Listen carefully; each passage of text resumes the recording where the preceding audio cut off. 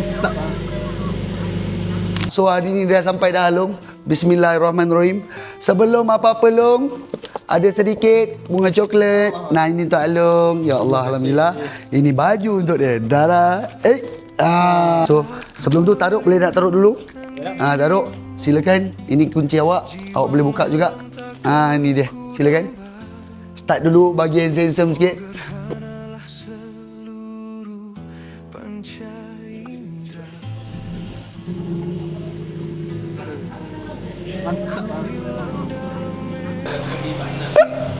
Cantik Long.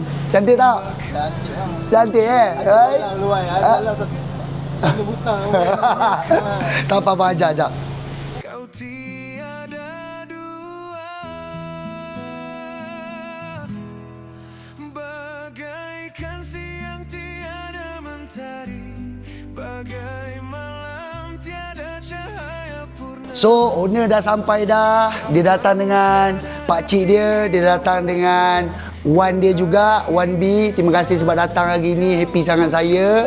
So, hari ni hari terindah bagi Zaim. Dan kita nak dengar sendiri feedback daripada owner. Sebab owner ni busy weh. Saya nak call dia pun susah.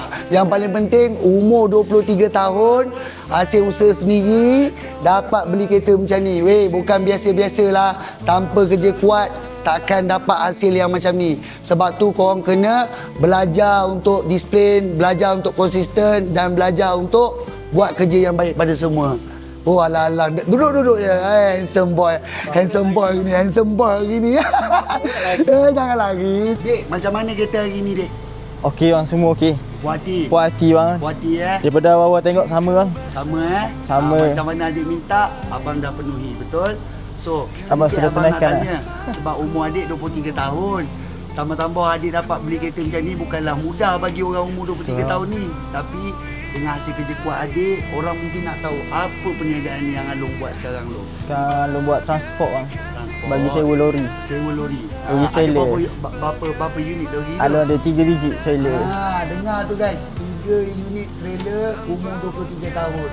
Kepada orang kat luar sana yang nak order lori transportation, dia memang cover seluruh negeri ya? Seluruh Malaysia bang. Seluruh Malaysia. Cuma Sabah Singapura, Sarawak. Thailand tak masuk bang. Singapura, Thailand, Sabah, Sarawak.